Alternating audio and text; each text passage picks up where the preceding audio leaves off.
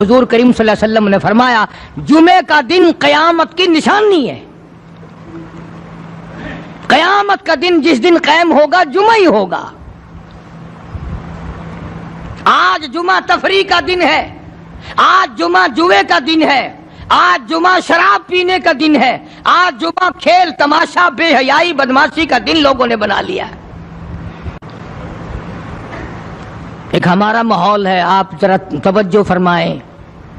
جمعے کے دن فلموں میں رش ہے، جمعے کے دن سینما کے ٹکٹ کا رش ہے، جمعے کے دن VCR بہت زیادہ چلتے ہیں، جمعے کے دن ٹیلی ویژن پہ بڑا رش ہوتا ہے، جمعے کے دن بدماشی ہے، جوا ہے، بے حیائی، زیادہ سے زیادہ بے حیائی جمعے کے دن ہوتی ہے. حالانکہ حضور کریم صلی اللہ علیہ وسلم نے فرمایا جمعے کے دن ایک گھڑی ایسی آتی ہے جو مانگو وہی ملتا ہے. جس حال میں کوئی مشغول ہوگا وہی اس کی زندگی کا مستقل ذریعہ بن جائے گا. کون سمجھائے تمہیں؟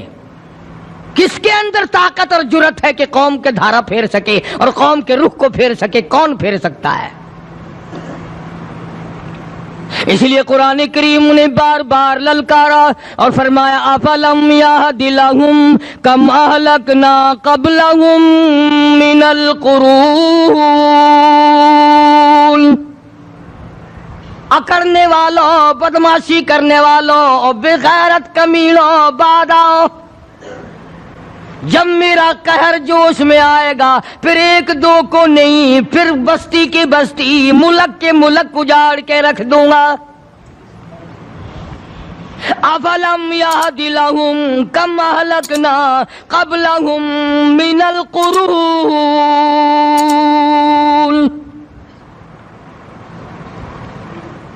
میں نے قرن کے قرن اجاڑ دیے، میں نے روئے زمین کے مالک اجاڑ دیے، میں نے ملکوں کے بادشاہ اجاڑ دیے، میں نے وزیر اعظم اجاڑ دیے، میں نے گورنروں سے بھیک کے ٹکڑے منگوا دیے. میں وہ خدا ہوں وَتُعِزُّ مَن تَشَاءُ وَتُذِلُّ مَن تَشَاءُ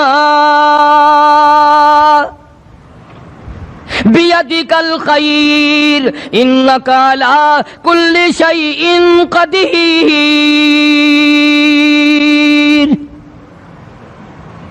سارا نظام میرے ہاتھ میں ہے. تبارک الذی بیدہ الملک. برکتیں میرے پاس ہیں، رحمتیں میرے پاس ہے، خیر میرے پاس ہے، بھلائی میرے پاس ہے، سلامتی کے خزانے میرے پاس ہیں، امن کے خزانے میرے پاس ہے. وہو علی بیدہ الملک. ملک میں راج میرا. وہو علی کل شیء قدیر. ذرے ذرے پہ قبضہ میرا، پتے پتے پہ قبضہ میرا، پہاڑ کی ایک ایک کنکر پہ قبضہ میرا، سمندر کے قطرے قطرے پہ قبضہ میرا. تو ہوتا کون ہے اکڑ کرنے والا؟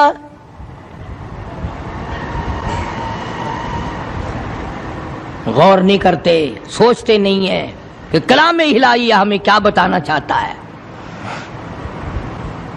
جناب عثمان رضی اللہ تعالیٰ عنہ فرماتے ہیں او لوگوں، میں نے ساری زندگی گزار دی اسلام کے بعد جس دن سے میں نے کلمہ پڑھا آخری دم تک کوئی جمعہ ایسا نہیں، کوئی جمعہ ایسا نہیں گزرا اللہ کے نام پر میں نے ایک غلام خرید کے آزاد نہ کیا ہو.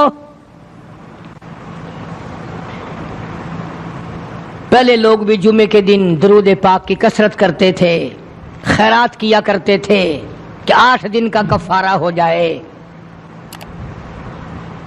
اللہ تبارک و تعالی راضی ہو جائے. آج کے دن قیامت آئے گی، نہ جانے میرا کیا حال بنے گا، کن لوگوں میں میرا شمار ہوگا.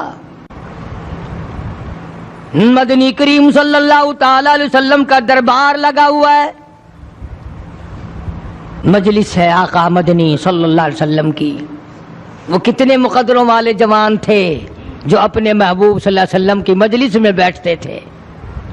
وہ کتنے خوش بخت اور خوش نصیبے والے لوگ تھے جو اپنے آقا کے سامنے بیٹھتے تھے.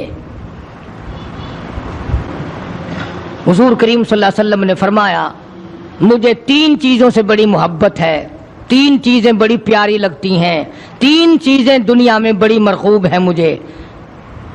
فرمایا 1 نماز میری آنکھوں کی ٹھنڈک ہے. سرکار کی پسندیدہ بات سنو، فرمایا نماز میری آنکھوں کی ٹھنڈک ہے.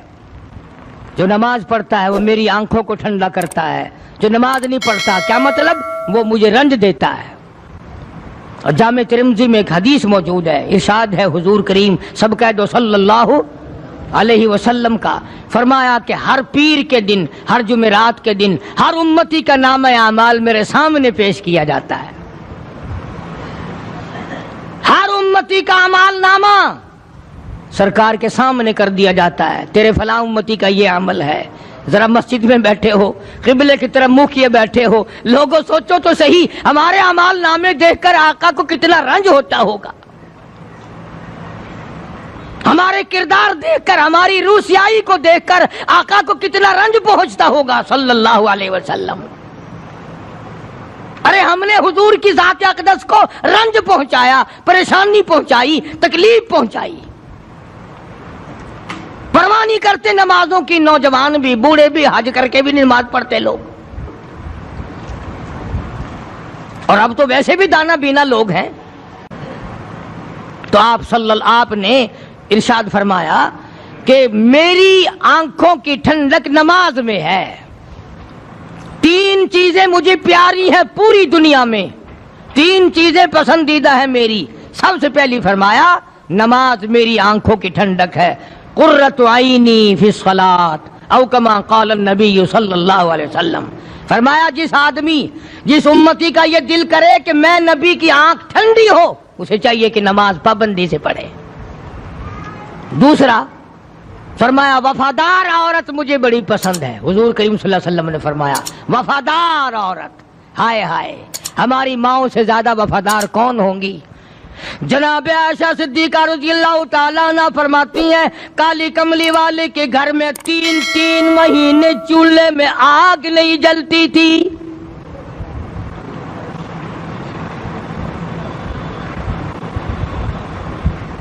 دوسروں کے واسطے ہے سیم و زر و گوہر، اور اپنا یہ حال ہے کہ چولہا ہے بجھا ہوا. جناب عائشہ صدیقہ رضی اللہ تعالیٰ عنہ فرماتی ہیں ہمیں 24 گھنٹے میں 1 پانی کا پیالہ اور 1 کھجور کا دانہ ملا کرتا تھا.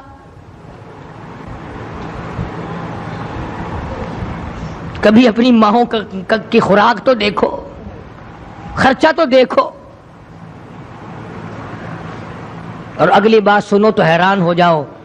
جناب عائشہ صدیقہ رضی اللہ تعالیٰ عنہ فرماتی ہیں اس پیالے اور کھجور کی قدر بھی تب ہوئی جب وہ بھی نہ ملی.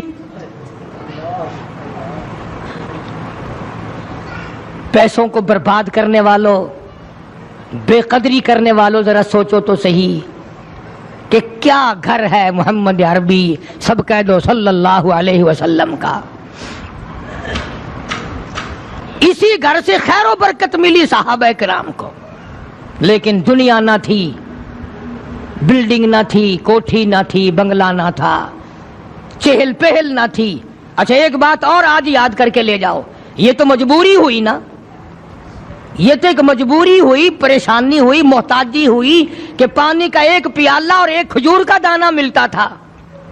اور اگلی بات سنو تو حیران ہو جاؤ. مجبوری اور چیز ہے، اختیار سے کرنا اور چیز ہے. جناب فاروق اعظم رضی اللہ تعالیٰ عنہ کی حکومت ہے. عائشہ صدیقہ رضی اللہ تعالیٰ عنہ کا سال کا خرچہ 12,000 روپیہ بوری میں بھر کر حضرت عمر نے حضرت عائشہ کے گھر پہنچا دیا. لو تمہارا یہ سال کا خرچہ آ گیا. سال کا خرچہ حضرت عمر رضی اللہ تعالیٰ عنہ نے جناب عائشہ صدیقہ رضی اللہ تعالیٰ عنہ کے پاس بھیجا. اتنا بڑا بورا بھر کر آیا. اللہ غنی، بجائے خوش ہونے کے، بجائے مچلنے کے، بجائے فخر کرنے کے، اپنی خادمہ سے فرمانے لگی، حضرت عائشہ خادمہ سے فرمانے لگی میں نے تو اپنے محبوب صلی اللہ علیہ وسلم کے پیٹ پہ پتھر دیکھے میں نے تو کالی کملی والے کو فاقے کرتے دیکھا. خادمہ سے فرمانے لگی اس بوری کے اور میرے درمیان میں کپڑا لٹکا دے, میری آنکھ دیکھنا گوارا نہیں کرتی, میری آنکھ دیکھنا بھی گوارا نہیں کرتی. اس نے کپڑا لٹکا دیا. اس کے بعد خادمہ سے فرمانے لگی مدینے میں اعلان کراؤ جس کو خیرات چاہیے وہ عائشہ کے دروازے سے آ کے لے جائے رضی اللہ تعالیٰ عنہا. سارے مدینے میں اعلان ہو گیا خیرات لینے والے آ جاؤ. ایک اور بات تھی اس وقت میں, ضرورت مند جاتا تھا, یہ نہیں کہ ٹیبک میں ہزاروں روپیہ پڑا ہوا پھر بھی مانگ کے کھانا ہے, جیب میں ہزاروں روپیہ پھر بھی مانگنا ہے, پلے سے نہیں کھانا. کہ جتنے بھیک مانگے ہیں نا, بھیک مانگنے والے, 1 کروڑ روپیہ دے دو انشاءاللہ شام کو پھر بھی مانگے گا. اس کے مقدر میں بھیک مانگنا ہے. اسے فرمانے لگی کچھ نہیں ہے. وہ خادمہ کہنے لگی کچھ نہیں ہے.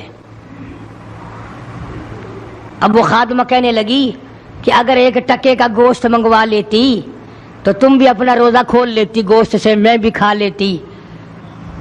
کیا جواب دیا اما عائشہ صدیقہ رضی اللہ تعالیٰ عنہا نے؟ فرمانے لگی اب تانا دینے سے کیا فائدہ, تو نے اس وقت یاد کیوں نہیں دلایا؟ اس لیے میں نے یہ واقعہ سنا دیا کہ پہلی بات سن کر کے تو آپ لوگوں کے دل میں بھی یہ بات آئی ہے نا کہ جی مجبوری ہے, چوری تو وہ کرنے سے رہی بیچاری, پریشانی جو ہوئی, غربت جو ہوئی, تنگی جو ہوئی, چلو پانی کا پیالے پہ گزر کیا. اور نہیں, یہ حضرات اختیاری بھی فاقہ کرتے تھے. اب 12,000 آیا اور افطار کرنے کے لیے چھچوا رہے, کھجور بھی نہیں. اور ہم تو خدا جانے کب کب تک کا انتظام سوچتے ہیں, پوتے پوتیوں تک کا انتظام جب تک نہ کر لیں اور اولاد در اولاد تک کا انتظام نہ کر دیں اس وقت تک ہماری تسلی تو ہوتی نہیں. اسی کو مجذوب نے بڑے عجیب طریقے سے سمجھایا, کہتا ہے کہ آنے والی کس سے ٹالی جائے گی, آنے والی کس سے ٹالی جائے گی, اور جان ٹھہری جانے والی جائے گی, روح رگ رگ سے نکالی جائے گی, تجھ پہ ایک دن خاک ڈالی جائے گی. تیرے رشتہ دار عزیز اقربا دھڑا دھڑ مٹی پھینک کے ایسے آئیں گے گویا تجھے پہچانتے بھی نہیں. بڑی بڑی عجیب باتیں کہی مجذوب علیہ رحمت نے. اللہ کی رحمت نازل ہو اس کی قبر مبارک پہ, آمین کہو. کہتا ہے سب کی سب ہیں راہ روے کوئے فنا, سب چل رہے ہیں فنا کی طرف.